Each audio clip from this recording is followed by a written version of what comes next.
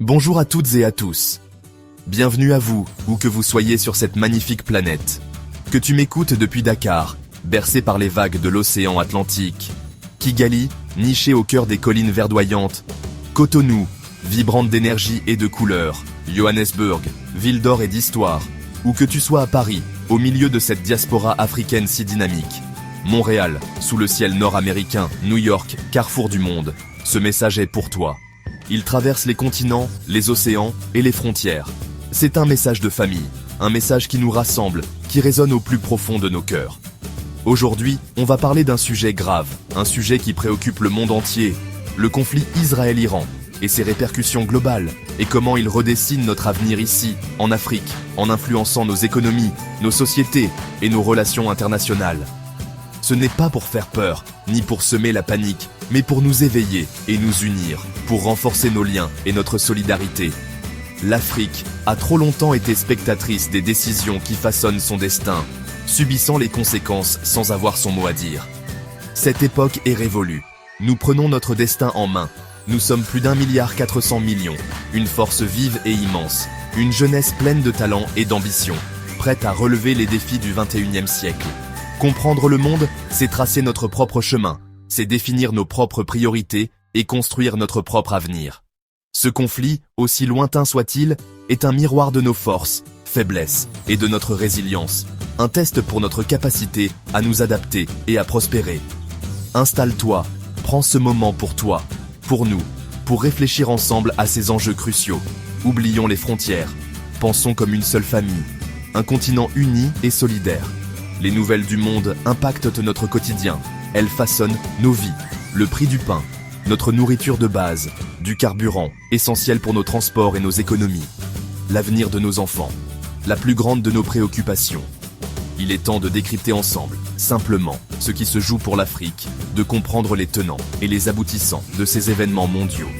Cette discussion est la nôtre, le début d'une prise de conscience collective, un pas vers un avenir meilleur. Nous n'allons pas subir les événements, passivement, mais les comprendre et voir comment l'ingéniosité africaine se révèle, comment nous pouvons transformer les défis en opportunités. L'Afrique n'est pas un pion, une simple pièce sur l'échiquier mondial, mais une reine qui apprend à jouer sa propre partie, avec intelligence et détermination. Et cette partie, nous allons la gagner ensemble, en unissant nos forces et nos talents. Prêts ? Allons-y, explorons ce sujet capital pour notre futur commun, pour l'avenir de l'Afrique et du monde. Pour comprendre l'impact potentiel sur l'Afrique, un continent en pleine croissance et aux enjeux multiples, il faut saisir la nature profonde et complexe du conflit qui oppose Israël et l'Iran. Comprendre les racines de cette rivalité est essentiel. Deux puissances majeures du Moyen-Orient, aux ambitions régionales affirmées, engagées depuis des années dans une guerre de l'ombre, une lutte sournoise et persistante, marquée par des opérations secrètes menées par des services de renseignement, des cyberattaques sophistiquées visant des infrastructures critiques et un soutien financier et logistique à divers groupes armés agissant par procuration. Le cœur du problème, l'élément déclencheur de toutes les tensions, le programme nucléaire iranien. L'Iran affirme que son programme vise uniquement à développer l'énergie nucléaire à des fins civiles, mais Israël craint que Téhéran ne cherche secrètement à se doter de l'arme nucléaire, une perspective inacceptable pour l'État hébreu. Chacun se sent profondément menacé par l'autre, alimentant une spirale de peur et d'incertitude, et cette méfiance mutuelle ne fait qu'alimenter l'hostilité et le risque d'escalade. En 2025, la guerre de l'ombre, longtemps contenue, est devenue visible aux yeux du monde, avec des attaques directes de plus en plus fréquentes, des essaims de drones sophistiqués et des salves de missiles de longue portée. Une guerre ouverte et déclarée aurait des conséquences désastreuses à l'échelle mondiale. Le détroit d'Ormuz, point de passage maritime stratégique, est un passage clé pour le transport du pétrole mondial, une artère vitale pour l'économie, et pourrait être bloqué par l'une ou l'autre des parties, paralysant ainsi l'économie planétaire et plongeant le monde dans une crise sans précédent. Et l'Afrique dans tout ça, quel serait l'impact sur le continent africain ? Nous sommes directement connectés à cette économie mondialisée, interdépendant et vulnérable aux chocs externes. Une crise majeure au Moyen-Orient, avec son lot d'incertitudes et de risques, se traduirait inévitablement par une crise énergétique ici, sur le continent africain. Hausse vertigineuse des prix du pétrole à la pompe, augmentation significative des coûts de transport des marchandises et flambée des prix de la nourriture, des produits de première nécessité. Une instabilité économique qui fragilise davantage nos économies africaines, déjà soumises à de fortes pressions. Comprendre en profondeur cette dynamique complexe, c'est comprendre concrètement pourquoi ce conflit lointain, apparemment déconnecté, impacte directement notre quotidien, à Abidjan, Nairobi ou Lagos, dans toutes les grandes villes africaines. Ce n'est donc pas un simple fait divers anodin relayé par les médias, mais bien une réalité tangible qui façonne notre vie et influence notre avenir. Voilà pourquoi ce sujet géopolitique complexe nous concerne tous, en tant que citoyens du monde. Pour rendre tout cela concret, voici l'histoire de Fatoumata, mère de famille à Bamako. Un matin, au marché, elle découvre que tout a augmenté. Riz, huile, charbon. Elle demande pourquoi. Le vendeur répond « C'est la guerre là-bas. Le pétrole est cher, tout coûte plus cher. » Fatoumata ne connaît pas la géopolitique, mais elle en subit les conséquences. Le soir, elle doit réduire les portions pour nourrir sa famille. Son histoire, c'est celle de millions d'Africains. Quand le prix du pétrole grimpe, c'est le chauffeur de taxi-moto à Lomé, le pêcheur à Saint-Louis, l'agriculteur au Kenya qui perd plus cher. La chaîne est implacable, et le dernier maillon, c'est toujours le citoyen ordinaire. Cette réalité montre notre vulnérabilité aux chocs extérieurs. Notre dépendance au pétrole et aux produits importés nous expose. Une dispute à Téhéran ou Tel Aviv peut décider si une famille à Kinshasa mangera à sa faim. Comprendre cette fragilité, c'est le premier pas vers des solutions durables. L'histoire de Fatoumata est un appel à l'action. The impact of the conflict extends far beyond Fatoumata's personal finances. It's not just about the rising cost of groceries or the strain on household budgets. Our national economies are being hit hard, facing challenges on multiple fronts.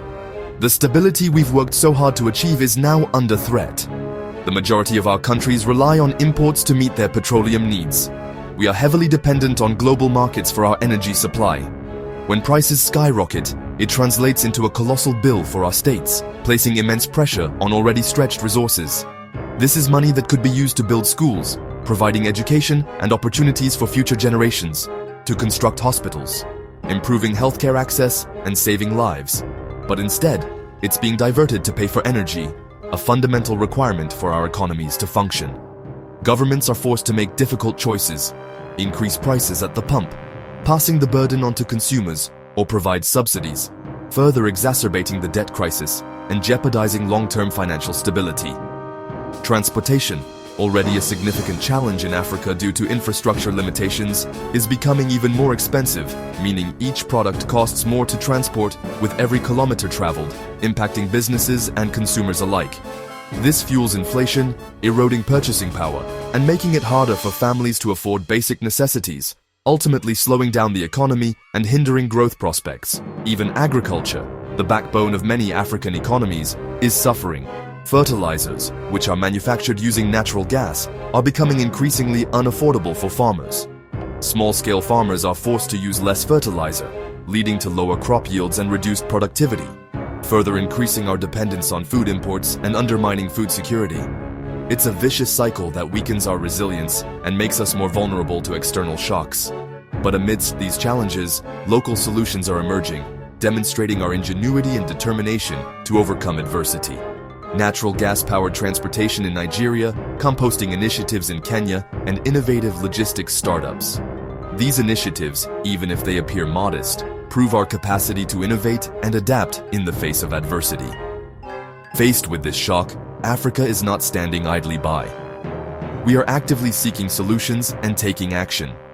We are searching for answers, finding innovative approaches, and moving forward with resilience and determination.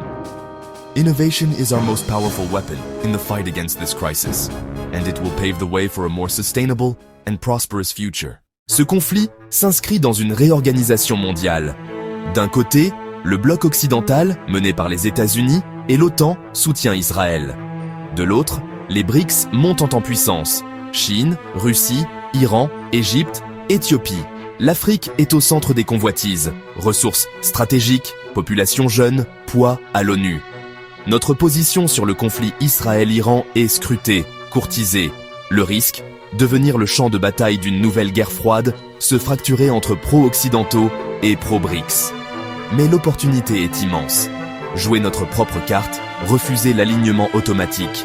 L'Afrique peut devenir une puissance d'équilibre, négocier selon ses priorités. c'est le non-alignement actif. Être indépendant, défendre nos intérêts, exiger des relations équitables. Utilisons notre poids pour obtenir un développement juste, la paix et la sécurité. L'Afrique peut transformer cette compétition en opportunité. À nous de choisir notre voie. Face à la crise, l'Afrique ne subit pas, elle agit. Partout, une nouvelle génération construit la réponse africaine. Innovation et souveraineté. Dans l'énergie, le soleil devient notre allié. Méga centrales solaires, kits pour villages, bus électriques, carburant à partir de déchets. Chaque panneau solaire, c'est moins de dépendance au pétrole. Dans l'agriculture, irrigation économe, biopesticides, plateformes pour connecter producteurs et consommateurs. La révolution est silencieuse, mais profonde. Sur le plan économique, la ZLECAf vise à créer le plus grand marché unique du monde, stimulant la production locale. Des systèmes de paiement panafricains émergent, pour échanger sans passer par le dollar ou l'euro. Des pays comme le Ghana et le Kenya échangent pétrole contre biens, sans dollars. La réforme du franc CFA est débattue. Il ne s'agit pas de s'isoler, mais de commercer sur un pied d'égalité. L'Afrique prend conscience de sa force et bâtit les outils de sa prospérité. L'avenir se construit ici, maintenant. Nous sommes à un tournant de notre histoire. Deux chemins, subir ou agir. Être victime, c'est attendre des solutions d'ailleurs, se diviser, subir les chocs. Être actrice, c'est prendre conscience, agir, s'unir. Notre vulnérabilité d'aujourd'hui vient de choix passés. Notre force de demain dépend de nos choix présents. C'est le chemin de Fatoumata, de l'entrepreneur, du leader qui défend l'intérêt du continent. L'indépendance véritable est économique, énergétique, alimentaire, monétaire. Cette crise est un révélateur, un électrochoc. Sommes-nous prêts à accélérer notre intégration, investir dans notre jeunesse, parler d'une seule voix? L'Afrique n'est condamnée à rien.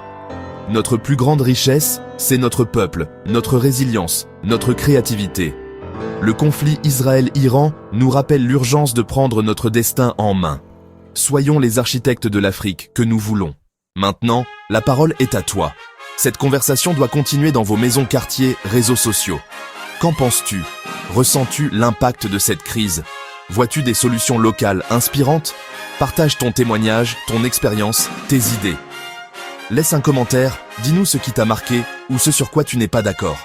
Si ce message t'a parlé, aime, partage, abonne-toi. Chaque abonné renforce notre communauté panafricaine.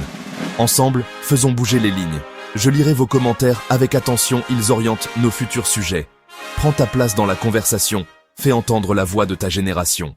Prochain rendez-vous, on ira plus loin dans l'analyse du nouvel ordre mondial.